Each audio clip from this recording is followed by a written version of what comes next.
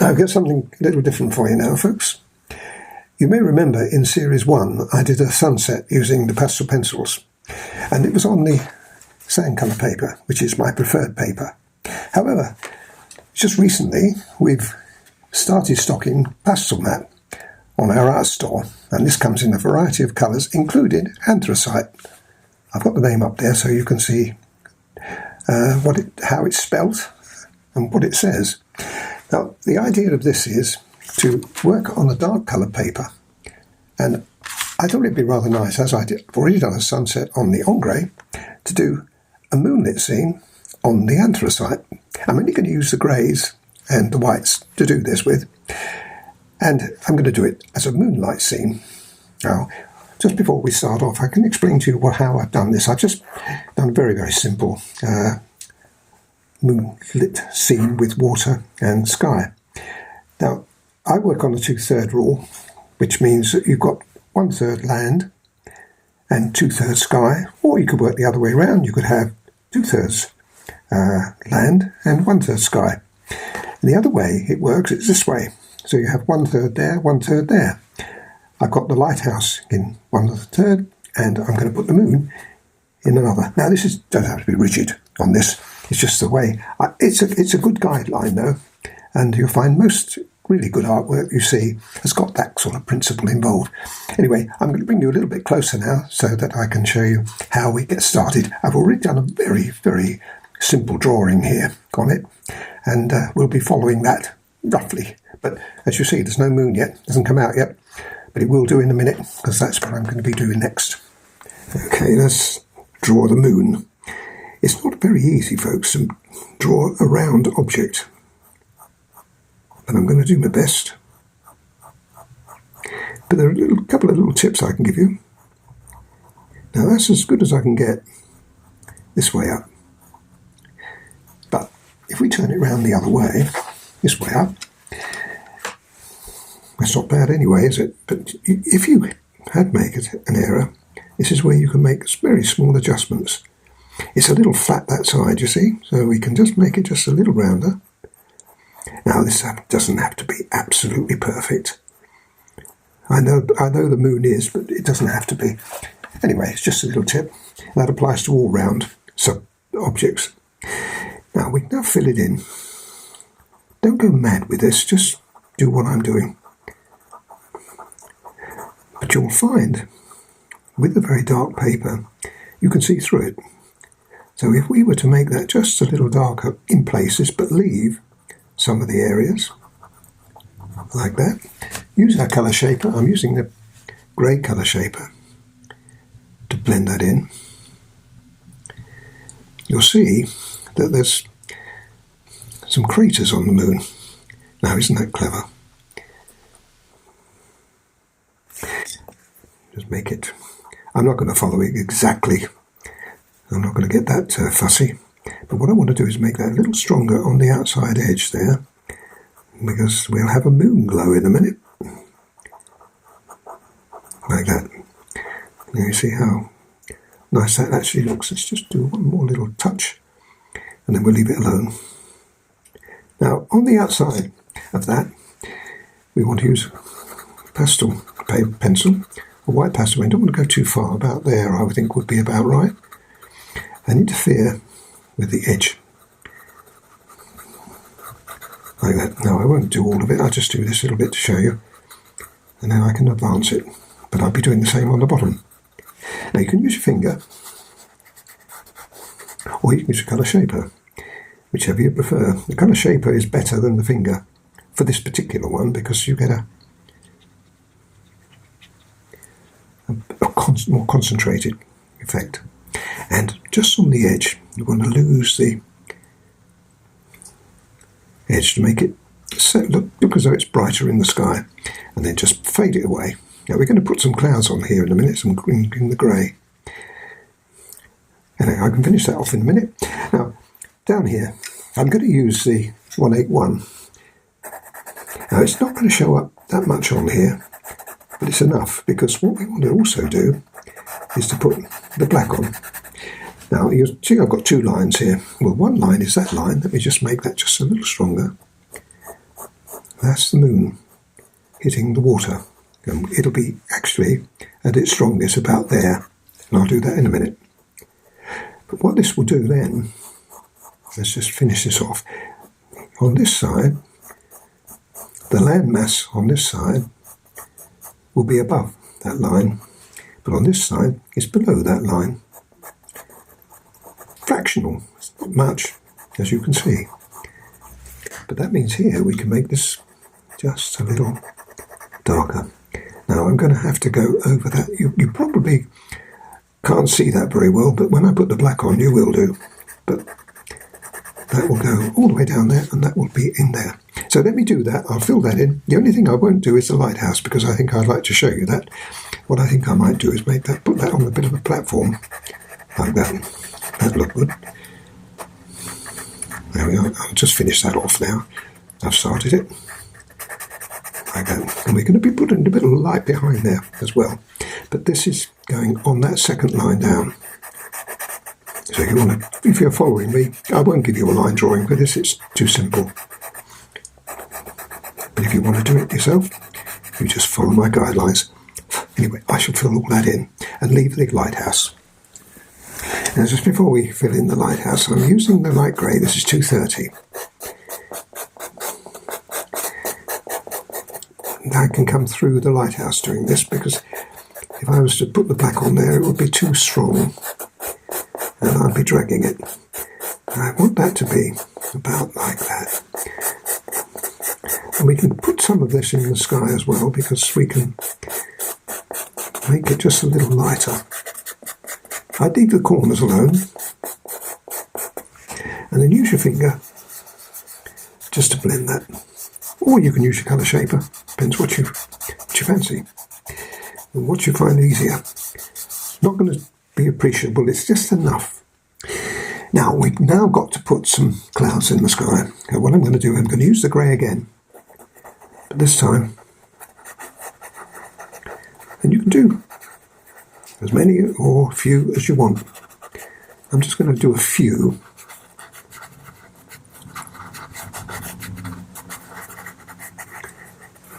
And we come down here, we get a little bit lighter. Not lighter in colour, lighter in pressure.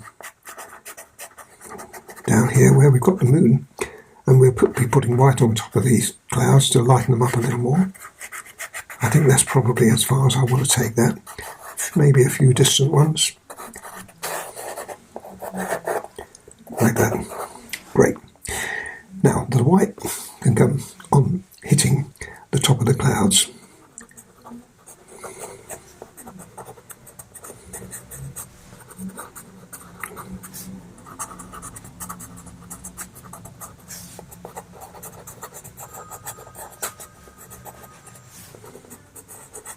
Like that. And I've got another grey. This isn't hardly going to show up at all, but it will just be a little bit.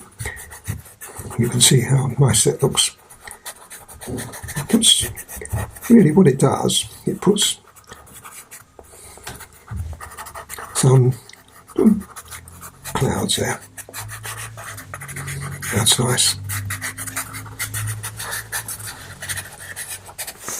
Now you can also use that grey on the edge, just to give a little bit more lift to the distant hills. See that? And it can fade into the area above. And this is quite impressive. It's impressing me, folks. Now again, I'll work off camera here to continue that.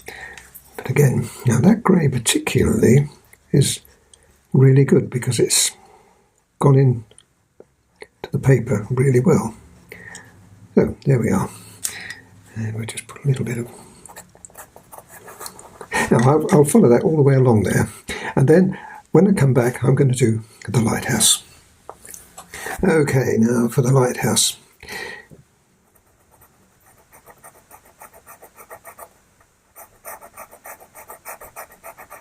I'm using 181 and going on the lines that I drew out and fill it in. and little top knot.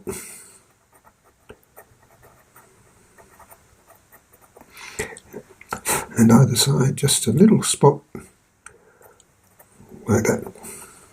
Now in the middle, we want the white.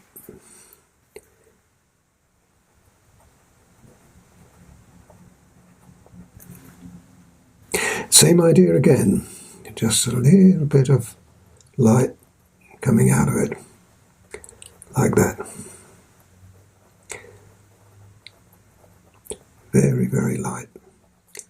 You've got a centre area which is very strong, and just a little bit, and you can play with this a little bit. That looks great. Let's just tidy that up just a little bit. Now I've also got a black here. What are you going to do with that, Colin? Well, what I'm going to do with that, first of all, put just a little bit more detail on that, and here, and I'm coming down this side of it, because what I want to do is to leave just the impression that that side is hitting the light. Got it? Now just here, I've also used the black here, and you'll see that you can just see areas of light where the moonlight is hitting or leaving a shadow like that. We leave it like that on that side, but where we want some more shadow, like a good idea, put it down there and leave it. We leave that. So that means that we've got a very slight variation of colours there, or tones, should I say. Right, over here, that's fine. Leave that alone. I wouldn't do anything with that. Just leave it as it is, because it's distant. But what it does do, it means that this is going to be, look, and with the black in it, that little bit closer. And along here, I wouldn't use a white. I'd use the grey, just to give yourself. And we can also use the grey coming in here. I'd use the grey before you use the white. And a little bit coming in here, but now we've got that white to worry about. But the other thing I've got to think about too, which would be rather nice, is to put some waves breaking on the shoreline. Just run your white along. Now they won't go very far back, but what we've got here is the moonlight hitting the water. This is great fun. You're going to love this.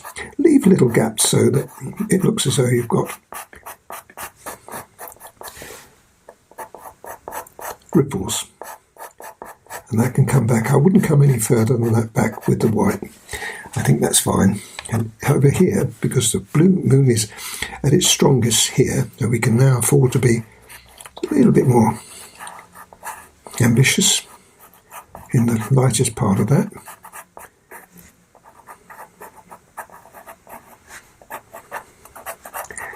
And then fade it away as we come back over there, like that. I think I'll probably be inclined to just blend that a little bit. All this does really is just softens it a little bit. There we are. Come right over there.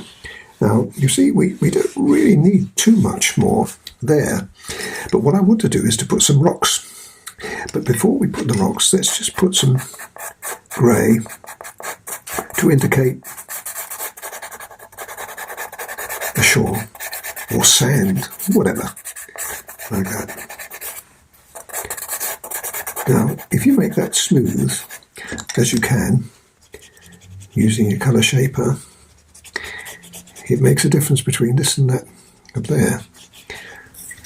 And then you can also put some rocks in. Start with the grey, 181, and vary them, leave little gaps, so it looks as though you've got areas where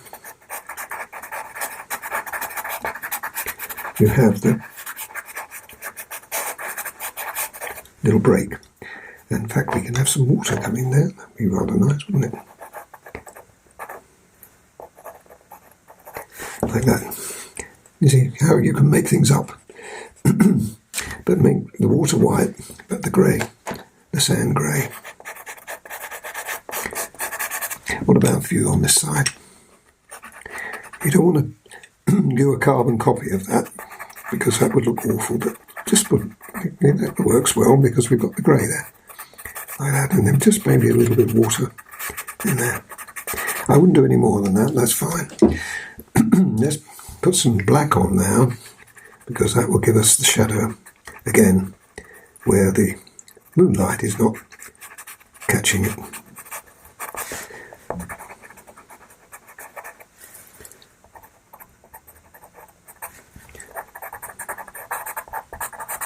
I don't think we want to do too much more. I'm happy with that.